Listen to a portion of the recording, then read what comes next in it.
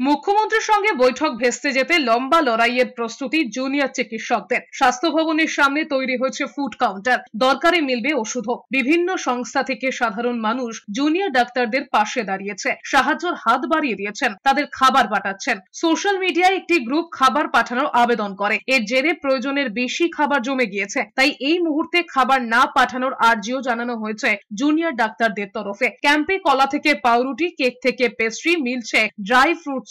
এছাড়াও hand wash, sanitiser থেকে শুরু করে ওষুধ সবই মিলছে। ফুড ক্যাম্প থেকেই 3 বেলার খাবার পাচ্ছেন আন্দোলনকারী চিকিৎসকরা। আমরা প্রথম দিন যেদিন থেকে আন্দোলন শুরু করেছিলাম সেদিন থেকেই সাধারণ মানুষ আমাদের পাশে আছেন এবং তারা বিভিন্ন রকমভাবে চেষ্টা করেছেন আমাদেরকে সাহায্য করার।